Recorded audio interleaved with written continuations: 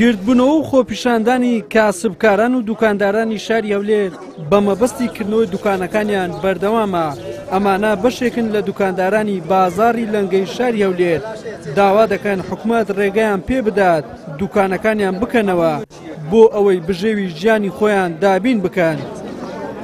خەڵک فەقیرە، خەڵک کرێچیە، هەیە سێ عایلە سەر یەک دوکاندان کاسبی دەکات، سێ عایلە سەریتی. یعنی دەمانەیە بەڕاستیەوە ملۆک و خەڵک کاسبی خۆمان بکەین، ئەوە 40-50 ڕۆژ لەخوا بەزای نەخۆشکەمان بەسەر کرد، نەخۆشەکە نما لەخوای بەزیاد بدێت، دەمانەوە کاسبی خۆمان بکەین، بێستا دوکانی خۆمان دوکانەکانمان بڕوا بکەین چەند نیوەی خەسار بووە، ئەو ئەشیامان نیوەی دستانیە بەسەر چووە، جوور هەمووی خواریدی. ئێستا زەرمەند بووینە، ئێستاش کە زەرمەند بووینە باز زەرەکەمان زیاتر نەبی. حکوومەتی شتە چلۆمە نەکردێ. حکوومەتە تا ئێستر تەمەشاکە بگوازەوە قەتعیان کردێ لەوەی نەچێ پێش دوکانەکانی خۆمان.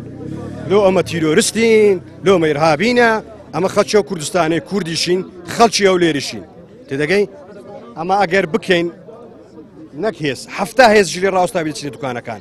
بەس ئەمە حیساب لۆ قانون دەکەین. قانون سەروەرە.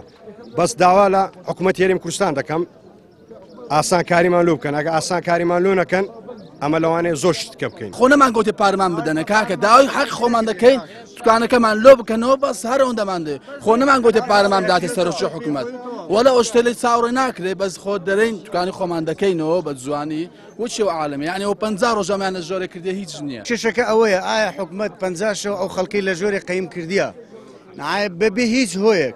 بەڵێ ئێمە پێشەوە 10 ڕۆژ پێشەوەی بازارەکە قەپات بکرێ لە 90 خەڵکەکە هەمووی ئاینە پابند بوو بە ڕێمایەنەکانی بڵین تەندروستی.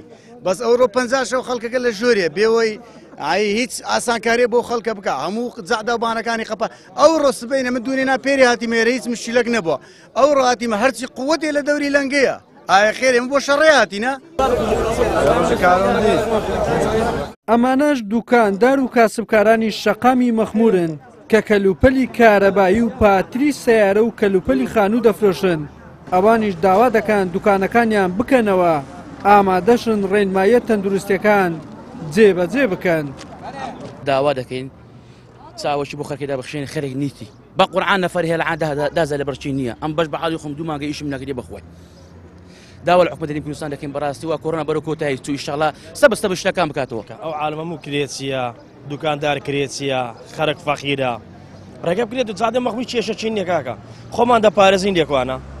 ئەوی حکوومەت دابین دەکات لەما وەک تەندروستی بەسەر چاودا دەنێ.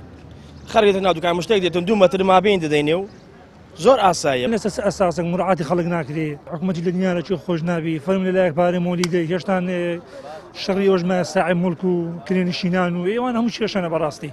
لە سەرەتای ئەم هەفتەیەوە بەشێک لە دوکاندار و کاسبکارانی بازاڕەکانی نیشتیمان و داونتاون و شێخەڵاو چەند بازاڕێکی دیکە و پیشەوەرانی پیشەسازی باشوور و باکوور گردبوونەوەیان دەست پێ کردووە بە مەبەستی ڕێگەپێدانیان بۆ کردنەوەی دوکانەکانیان.